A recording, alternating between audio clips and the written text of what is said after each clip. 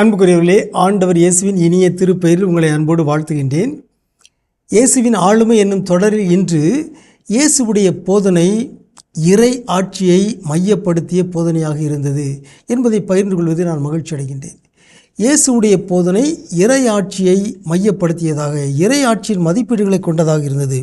மத்தேயு நற்செய்தி 11ஆம் அதிகாரம் 2 முதல் 6 முடிய உள்ள இறை வாக்குகளில் நாம் வாசிக்கின்றோம். யோவானுடைய சீடர்கள் கேட்குறாங்க, வர இருப்போர் நீர்தாமா, நீர்தான் மெசியாவா? அப்போ அதற்கு இயேசு என்ன பதில் சொல்கிறார்?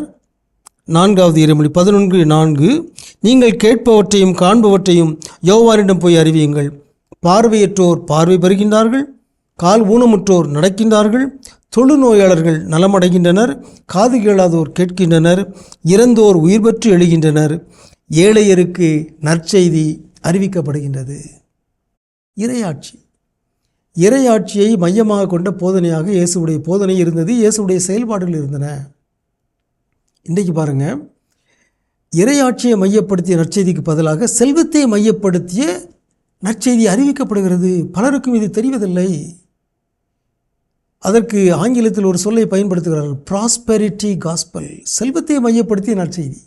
நீங்கள் இயேசுவை பின்பற்றுங்க, செல்வந்தெல்லாம் வந்து விடுவீர்கள், நீங்கள் கோடீஸ்வரா வந்துடுவீங்க, நீங்கள் வறுமைப்படுறீங்களா, இயேசுவை போற்றுங்க, நீங்கள் பணக்காரர்கள் ஆயிடுவீங்க என்றெல்லாம் போதிக்கப்படுகின்றன. இயேசுடைய பெயராலே போதனைகள் நடைபெறுகின்றன. அதைத்தான் செல்வத்தின் நற்செய்தி, ப்ராஸ்பெரிட்டி காஸ்பல் என்று நாம் அழைக்கிறோம். இயேசு அத்தகைய நற்செய்தியை போதிக்கவில்லை. அவர் இறையாட்சியை, ஏழைகளுக்கு நற்செய்தி அறிவிக்கப்படுகிறது, இறையாட்சியை போதித்தார். யோவான் நற்செய்தி 3:31 நாம் வாசிக்கின்றோம், மேலிருந்து வருபவர் அனைவரையும் விட மேலானவர், மண்ணுலகிலிருந்து உண்டானவர், மண்ணுலகை சார்ந்தவர்.